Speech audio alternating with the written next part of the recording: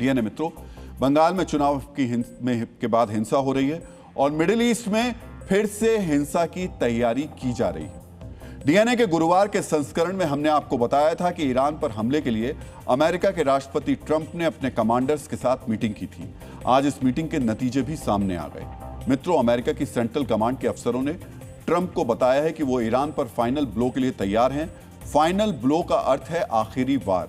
अमेरिकी सेना ने इस सैन्य कार्रवाई के लिए 3 बड़े टारगेट चुने हैं। पहला टारगेट है ईरान की सरकार और एलीट फोर्स IRGC की लीडरशिप, यानी ईरान के बड़े नेताओं और कमांडरों का खात्मा। दूसरा टारगेट है ईरान का इंफ्रास्ट्रक्चर। अमेरिकी कमांडर्स ईरान के बिजली संयंत्रों, पुलों और तेल उत्पादन वाले केंद्रों को तबाह करना चाहते हैं। इस कार्रवाई से ईरानी फौज की रसद और मूवमेंट दोनों बाधित हो जाएंगे। तीसरे टारगेट के तौर पर खार्क द्वीप को चुना गया है। खार्क द्वीप पर ईरान अपने तेल का भंडारण करता है।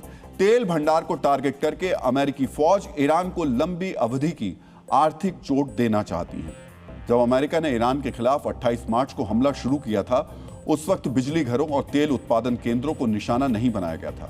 ट्रंप ने खुद कहा था वो खार्क द्वीप को सुरक्षित रखना चाहते हैं, लेकिन बातचीत के दौरान ईरान ने सख्त रुख अपनाया।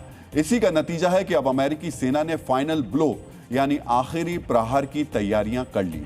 अमेरिका ने इजराइल को हथियारों की एक बड़ी खेप भेजी है। ये हथियार जहाजों के जरिए इजराइल के अशडोड और हाइफा बंदरगाह तक पहुंचे हैं। अमेरिकी मीडिया रिपोर्ट्स के मुताबिक इजराइल को 6,500 टन गोला बारूद भेजा गया है। इन हथियारों में हवा से धरती पर मार करने वाली मिसाइल्स, बम, मिलिट्री ग्रेड के ट्रक और बख्तरबंद वाहन जो हैं शामिल हैं। बख्तरबंद वाहनों की सप्लाई ये इशारा करती है कि हवाई हमले के बाद अमेरिका और इजराइल ईरान में जमीनी सैन्य कार्रवाई भी कर सकते हैं। इजरायली सरकार के प्रतिनिधि तो सार्वजनिक तौर पर स्वीकार कर रहे हैं कि ईरान पर दोबारा हमला होकर रहेगा। ईरान को पिछले 1 साल में काफी नुकसान हो चुका है।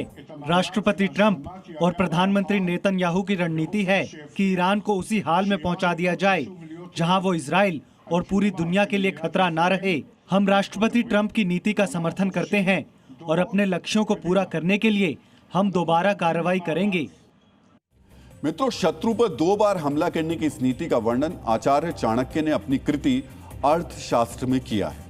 आचार्य चाणक्य कहते थे, शत्रु पर पहले आक्रमण का उद्देश्य उसके अंग यानी अर्थव्यवस्था, सैन्य व्यवस्था और मनोबल को तोड़ना होता है।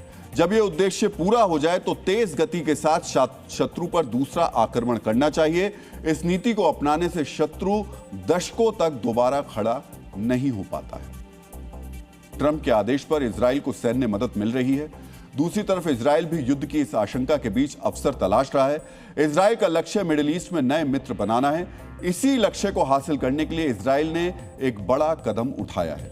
मित्रों, इजराइल ने अरब जगत में पैठ बढ़ाने के लिए यूएई को सैन्य सहायता बढ़ा दी है। इजराइल ने अपनी सबसे उन्नत हवाई रक्षा प्रणाली यानी आयरन बीम यूएई को सौंप दी है। आयरन बीम एक ऐसा सिस्टम है जो शक्तिशाली लेजर की ऊर्जा से आती हुई मिसाइल या ड्रोन को हवा में ही नष्ट कर देता है। आयरन बीम के साथ ही इजराइल ने यूएई को एक और बारूदी तोहफा दिया है। यह है इजराइल का आधुनिक ड्रोन डिटेक्शन रडार। यह रडार 7 से 10 किलोमीटर के दायरे में ड्रोन की लोकेशन पता कर लेता है। लंबी दूरी की वजह से एयर डिफेंस सिस्टम के पास ड्रोन को खत्म करने के लिए ज्यादा वक्त रहता है। ईरान युद्ध के पहले चरण में यूएई को आयरन डोम मिला था, अब आयरन बीम दिया गया है। युद्ध काल में मिली ये महत्वपूर्ण मदद अरब जगत में इजराइल की पहुंच बढ़ाने के लिए काफी है। इजराइल और अमेरिका की तैयारियों के बाद अब आपको यह भी जानना चाहिए कि ईरान कर क्या रहा है। मित्रों, ईरान को भी पता है युद्धकाल नजदीक आ रहा है, लेकिन ईरान में तैयारियों से ज्यादा इस समय तनातनी का जिक्र हो रहा है। ईरान की सरकार में 2 गुट बन गए हैं। एक तरफ हैं राष्ट्रपति मसूद पेजेश्कियन और संसद के स्पीकर गालिबाफ, और दूसरी तरफ है ईरान के विदेश मंत्री सैयद अब्बास अराक्ची और IRGC के कमांडर्स। ईरान के राष्ट्रपति पेजेश्कियन ने अराक्ची को पद से हटाने की सिफारिश की है। पेजेश्कियन के खेमे का आरोप है कि अराक्ची अब IRGC की कठपुतली बन गए हैं। इसी प्रभाव के चलते अराक्ची युद्ध विराम से ज्यादा आक्रामक बयानबाजी की तरफ झुक गए हैं। ईरान इंटरनेशनल की एक रिपोर्ट के मुताबिक सरकार परमाणु कार्यक्रम का मुद्दा बातचीत में शामिल करना चाहती है, जबकि IRGC किसी भी कीमत पर परमाणु कार्यक्रम को लेकर बातचीत नहीं करना चाहती। अगर आप अस्थायी युद्ध विराम के बाद के हालात पर दोबारा गौर करेंगे तो आपको IRGC की रणनीति समझ में आ जाएगी। IRGC बार बार उकसाने वाले कदम उठा रही है ताकि युद्ध विराम की बातचीत में बाधा पैदा होती रहे। इस तरह ईरान को अमेरिकी शर्तें मानने पर मजबूर नहीं किया जा सकेगा।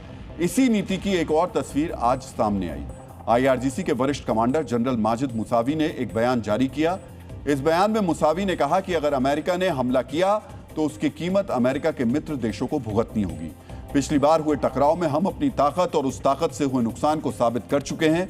इसीलिए बेहतर यही होगा कि अमेरिका बार बार हमले की धमकियां देना बंद करे और हॉर्मुज की घेरेबंदी को खत्म करे। मित्रों, ईरान ये बयान दे रहा है, वहां से ये बयान आ रहे हैं और अमेरिकी घमासान की तैयारियां भी अमेरिका कर रहा है। ये हालात बताते हैं कि पहले के मुकाबले ईरान वाकई कमजोर हो चुका है। अगर ट्रंप ने फाइनल ब्लो यानी अंतिम प्रहार को हरी झंडी दिखा दी तो ईरान को इतना बड़ा नुकसान होगा कि उसे दोबारा खड़ा होने में दशकों का समय लग जाएगा।